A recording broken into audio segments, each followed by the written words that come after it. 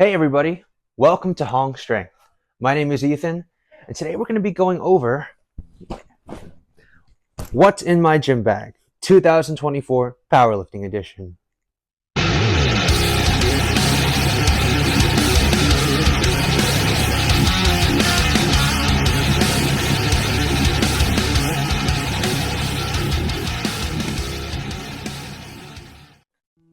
Hey everybody, and welcome to the first ever video I'm making here on Hong Strength.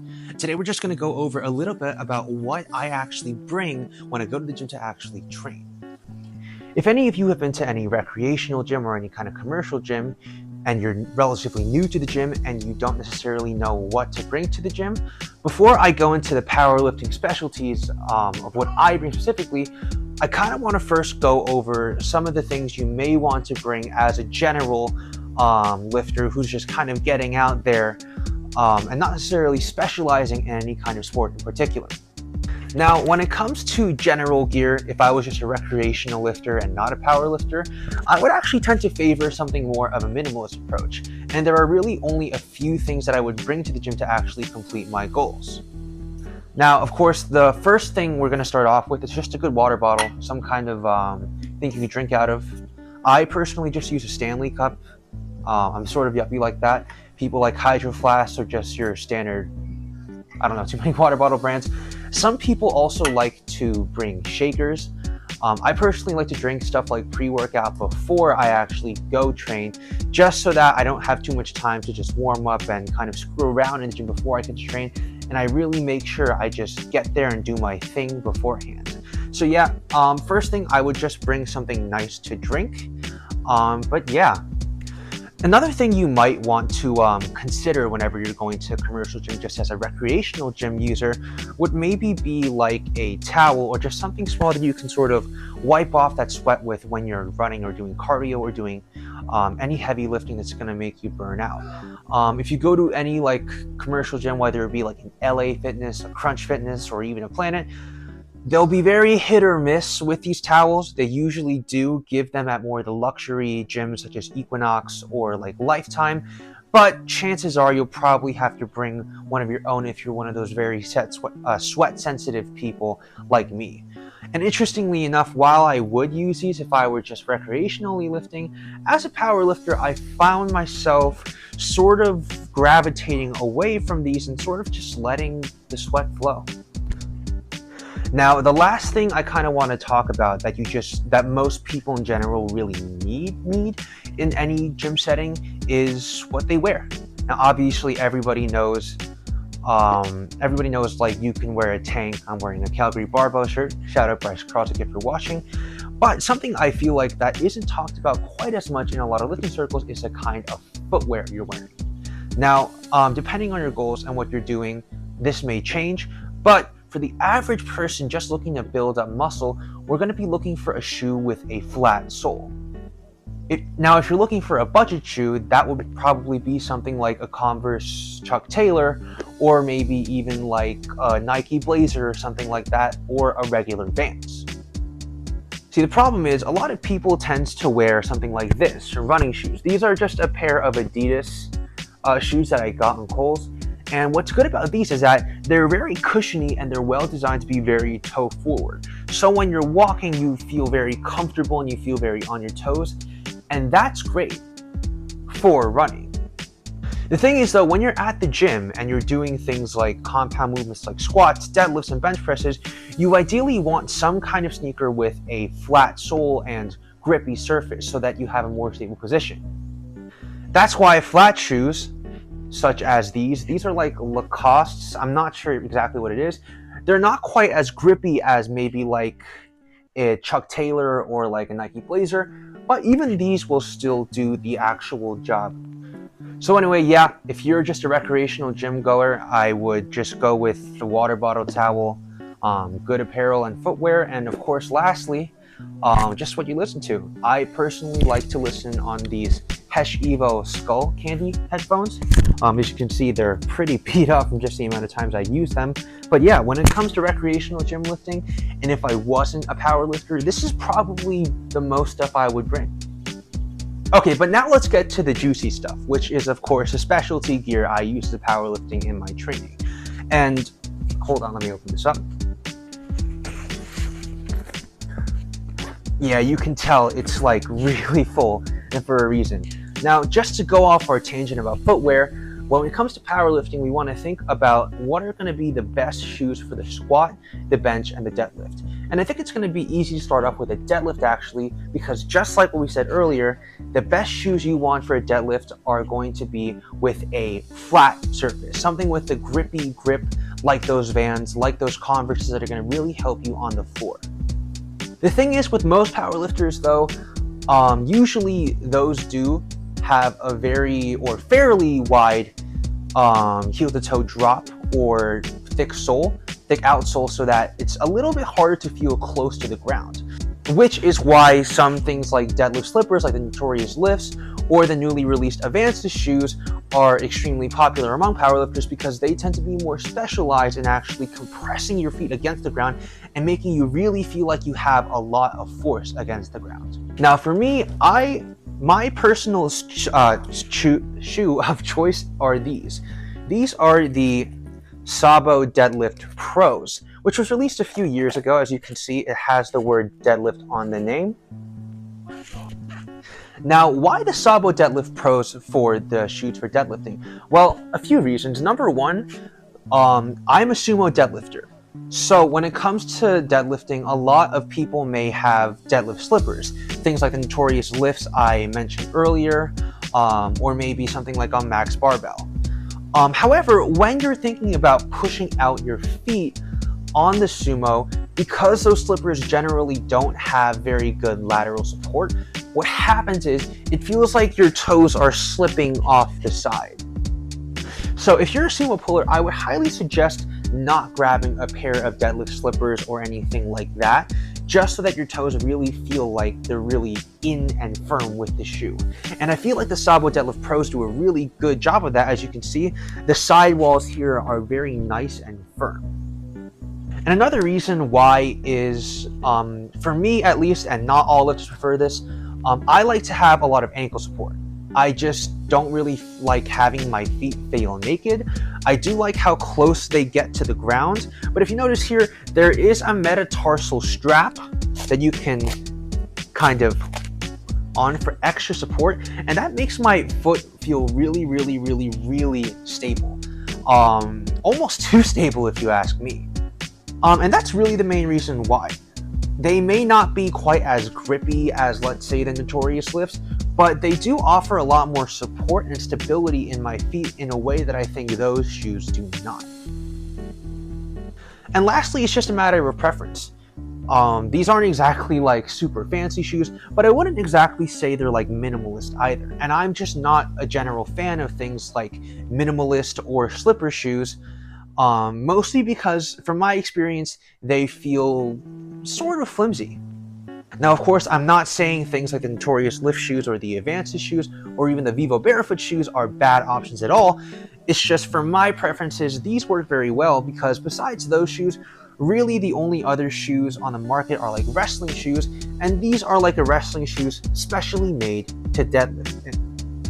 Now, there's a bit of controversy with these shoes because some people like David Wilson of Brazos Valley Strength and Johnny Candido have said that these shoes actually do have a 1mm effective heel, but I haven't felt that at all. And I know some lifters like Jamal Browner and Bryce Krosick of Calgary Barbell have reviewed these shoes in the past and haven't found that issue at all. So if there is that heel, I honestly think it's so like unnoticeable that it doesn't affect how I pull at all. And I wouldn't trade that just for any less stability than this. So yeah, these are the shoes that I use to deadlift, Sabo Deadlift Pros. I think they're a great option right now. I think they're actually on clearance. If you're living in North America, they are mostly sold by Max Barbell. I believe that's the website you go to as their only provider in North America. So now I kind of want to talk and pivot about the squat, because this is where things get a little bit more controversial. Throughout the history of powerlifting, there's been sort of a big debate about whether to squat in two types of shoes. Shoes that are extremely flat, like the Sabo Deadlift Pros, or shoes that are very like heeled or have some kind of elevated heel. Now, if you didn't know, what I'm essentially talking about are weightlifting shoes, and these are the pair I own, the Reebok Legacy Lifter 3s.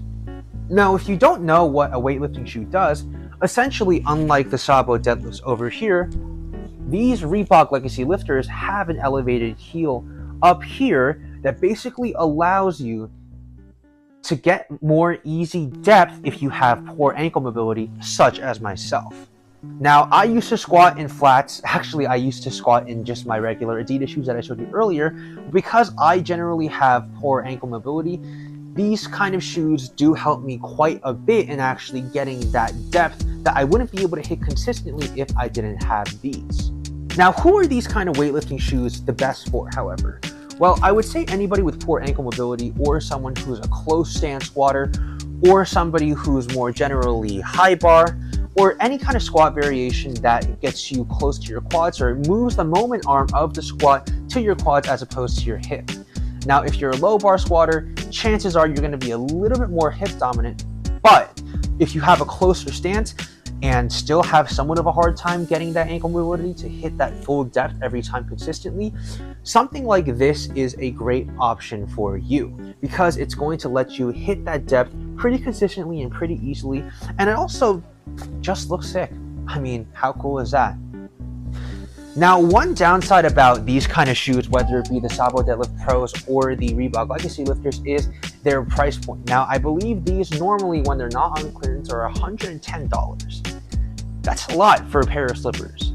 And these weightlifting shoes are even more. I think the Reebok Legacy Lifters are actually one of the most expensive on the market. I believe they sold for about, like $220?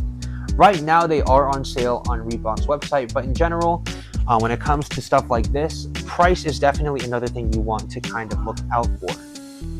Now, when it comes to raw powerlifting, and I'm talking like the actual special equipment you think about when you hear raw powerlifting, we're going to start off with a belt.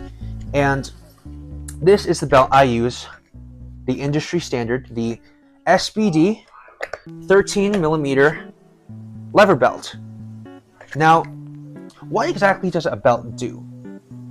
A belt essentially acts to help stabilize your lower back. So when you take that big breath of air and you brace down a squat, it makes it a lot easier to keep a good pattern of the moment arm and the movement of the squat, which allows you to have a more technically efficient movement and therefore a stronger movement. You can probably expect anything upwards of like a 5 to 10% increase-ish on your squat when you have these on. But yeah, the SBD lever belt is in general the industry standard. I think one of the biggest downsides of this piece of equipment though is its price point. If you look at the SBD website, this thing is a $280 plus shipping. That makes it almost $300. So when it comes to that price point, is this worth getting? Now, my answer may be a little bit controversial, but I would actually say yes, and the reason why is simply this: the quality. I mean, this belt is one of the only ones actually made from real leather. And when it comes to powerlifting here, we really want to be searching up for longevity. And that's a very big thing that I look for when I use my lifting gear. Those Reebok Legacy Lifter, for example, are very durable and very heavy and are going to last me a very long time. And I really do think, and maybe it's just SBD marketing propaganda, but I really do think the toughness and leatheriness of the belt just gives you that extra support that no other belt in the market right now has.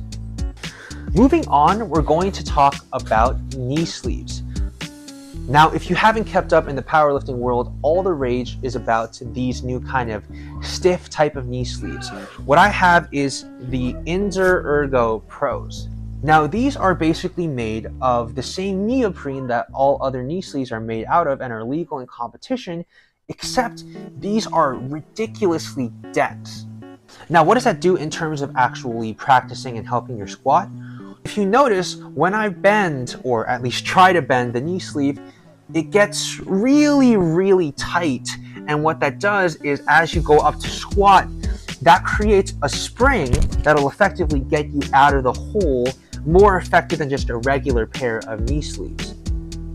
Now, for most people, the Inzer knee sleeves or the A7 Rigor Mortis or the Iron Rebel PR knee sleeves, whichever one you get, are gonna add anywhere between, I'd say, 10 to maybe even 20 pounds, depending on how strong or weak you are in that bottom position in the hole. Now, just like any other product, these are quite expensive. On the Inzer website, they're about $135, and with shipping and tax and everything, these cost up to like $160 for a pair of knee sleeves. However, I still would say that these do help you quite a bit, but it is admittedly very hard to break in initially just because of how stiff they were. Actually, I remember the first time I had to wear them, it took me a good 15 minutes just to kind of strap on and strap them off using lifting straps. But yeah, Inzer Ergo Pro knee sleeves, really good stiff pair of knee sleeves. One thing I will say about them, however, is that while they are very good for heavy squat reps and maybe competition squats, for other purposes or any leg exercise where you're going to have some knee flexion, or even other squat or like hack squats or leg presses, or even other squat variations that may require some knee flexion, they aren't quite as practical as actually building your own raw strength out of the hole. And if you're looking to make your knee sleeves compressible and keep your knees warm when you squat, these aren't really the best type of knee sleeve, and you're probably going to want to go for a knee sleeve that works better at that function. Which is why I have these other pair of knee sleeves here, which are just the 7mm Rogues. When it comes to these more like regular or standardized 7mm neoprene knee sleeves, there's a few options. SPD, I know, sells them, and they're pretty much the industry standard for these type of knee sleeves, but from what I'm aware of, Stoic also sells them at a very good budget price as well. But generally speaking, unless you're using the Inzers or A7s or whatever stiff knee sleeve you're using, anything that'll keep your knees generally warm is going to do just fine. I use these things whenever I do like high bar squats or leg presses or hack squats, just because as opposed to just moving more raw weight, I kind of value just keeping my knees warm during those movements and helping me bring more practical strength to the hole. I think these cost like $60 on the Rogue website. But yeah, pretty quality, not too bad. I think they were initially designed for like Olympic weightlifting and CrossFit, but if you're just a powerlifter and you're doing like a set of 3x8s, I don't know, the belt squat, these will serve you just fine. No need to go any more fancy than that. Now, speaking of Stoic, the knee sleeve that I brought up earlier, the wrist wraps I used are Stoic wrist wraps. Whenever you are looking for a good wrist wrap, there's mainly two things you want to consider. Number one, how long do you want it to be? Most wrist wraps will have a length anywhere from 12 to 36 inches. Now, if you are getting wrist wraps, I will say to try to at least get the 18 inches at least. I had the 36-inch Stoics, but I don't necessarily think most people are going to need these. I just happen to like the process of wrapping these around, and I just like the extra support it gives. Now, the second factor you're going to want to consider is going to be the stiffness and sort of the rigidity of these the wraps you're using. So these kind of strike a middle balance where it's not so stiff that you're gonna literally not have circulation in your wrist, but it's also not like SPD flexible and wrist wrap softs, and I think it just strikes a nice little balance in between, and they're also not exactly that expensive either.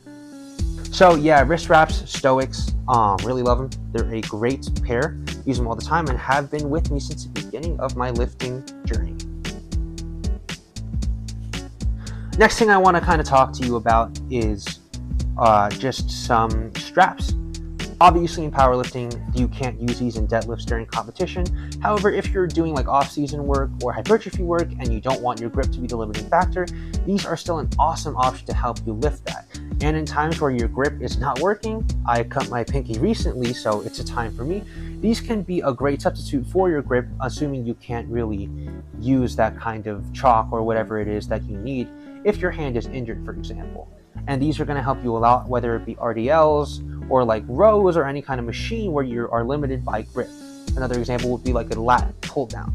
I don't know where these came from. I believe they come from like just a generic brand on Amazon. I mean, these are like the least significant piece of equipment by far. Straps are straps, but yeah. So those shoes, the belts, the wrist wraps, the sleeves, and the straps. Those are basically going to be the core parts of what actually I have in my powerlifting bag and what I'm going to be regularly using to train day in and day out of the gym. Thank you for watching my video. If you'd like to follow me on Insta, the tag is at Hong Strength, and I will see you later.